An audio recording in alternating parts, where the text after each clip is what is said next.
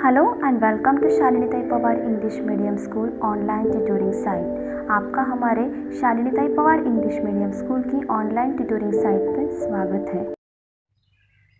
Hello students, welcome to Hindi lecture. Myself Miss Sawant and today we will start our grade 5 lesson number 3 Hindi योग्य चुनाव। Lesson का name है योग्य चुनाव।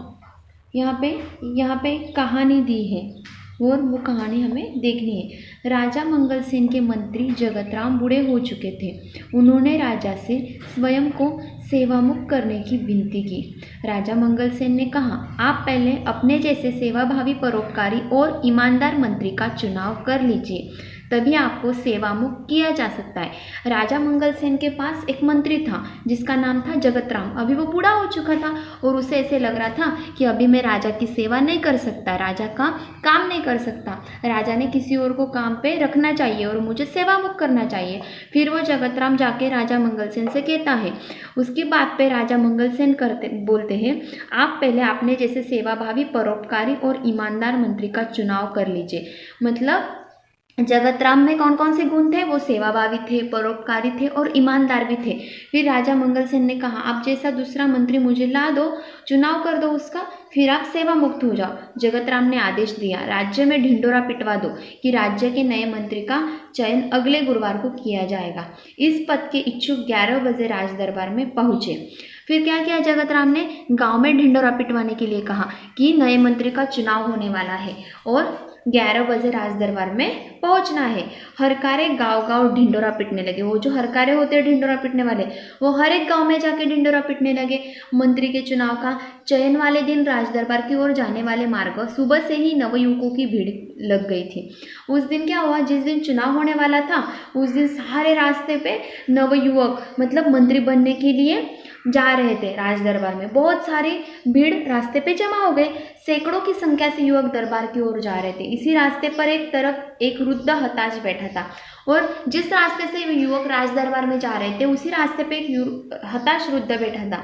उसकी बैलगाड़ी का एक पहिया रास्ते के किनारे कीचड़ में फंस गया था। उसके पास जो बैलगाड़ी थी, वो बैलगाड़ी का जो एक पहिया था, पहिया मतलब क्या, बैलगाड़ी का जो चाक होता है वो कीचड़ में फंस गया। वृद्ध ने कई बार पहिया कीचड़ से निकालने की कोशिश की पर वो असफल रहा। वो वृद्ध हो चुका था, उससे वो बैलगाड़ी का पहिया वो कीचड़ में से नहीं निकल रहा था। मंत्री पद के अनेक उम्मीदवारों ने राज दरबार जाते समय यह दृश्य देखा और जो युवक राज दरबार में जा रहे थे मंत्री पद के चुनाव के लिए, वो सब ये देख रहे थे पर किसी ने भी वृद्ध की सहायता नहीं की। उसमें से कोई भी रुका नहीं और किसी ने भी वृद्ध की सहायता की नहीं। फिर जो उम्मीदवार जा रहे थे रास्ते से, उस उम्मीदवार युवकों में एक था कर्मवीर। कर्मवीर नाम का एक उम्मीदवार भी जा रहा था। कर्मवीर निर्धन परिवार का प्रतिभाशाली नवयुवक था। वो एक निर्धन परिवार से था और प्रतिभाशाली था, नवयुवक था। वह तेजी से राज दरबार की ओर जा रहा था।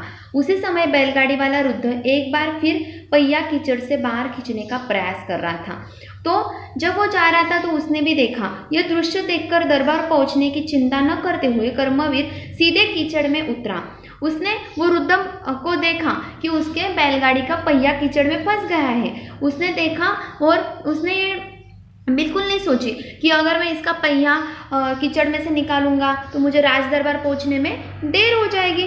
पर दरबार पहुंचने की चिंता उसने नहीं की और कर्मवीर सीधे कीचड़ में उतरा। जोर लगाकर उसने बैलगाड़ी का पहिया कीचड़ से बाहर निकाला। वृद्ध ने उसे ढेरों आशीर्वाद दिए, फिर इनाम में कुछ रुपए देने चाहे, पर कर्मवीर ने विनम्रता से मना कर दिया। वो विनम्र था। उसने कहा कि मैंने आपकी मदद की है, मुझे पैसे नहीं चाहिए। देर हो जाने की आशंका से भागते दौड़ते कर्मवीर दरबार पहुंचा। फिर उसने वो वृद्ध की मदद की, इसलिए उसको थोड़ी सी देर हो गई और वो उसी आशंका से दरबार पहुंचा। वह हाँफ रहा था क्योंकि वो बहुत दौड़ते दौड़ते गया। उसके कपड़े कीचड़ से सने थे क्योंकि उसने वो वृद्ध की बैलगाड़ी का पहिया कीचड़ में उतार के निकाला था, इसलिए पूरे कपड़ों पे कीचड़ लग गया था। सारे उम्मीदवार उसे देखकर हंसने लगे। क्या हो गया कि वो उम्मीदवार ने देखा कि ये चुनाव के लिए आया है और इतने गंदे कपड़े पहन के आया है, सब हंसने लगे। तभी बैलगाड़ी वाला वृद्ध भी वहां पहुंचा। उसी टाइम पे वो बैलगाड़ी वाला वृद्ध दरबार में आया। वह वृद्ध कोई और नहीं बल्कि स्वयं मंत्री जगतराम थे। और वो वृद्ध कोई नहीं था तो वो वृद्ध कौन थे? मंत्री, मंगलसेन राजा के जो मंत्री थे वो जगतराम थे। उन्होंने सारी घटना राजा को सुनाई। फिर जगतराम ने राजा से कहा, महाराज, कर्मवीर में वो सारे गुण हैं जो राज्य के मंत्री के लिए आवश्यक है। फिर जगतराम ने कहा कि आपने मुझे बोला था कि मंत्री का चुनाव कर दो, इसीलिए मैंने ये किया। सारी बातें जानकर राजा मंगलसेन बहुत प्रसन्न हुए।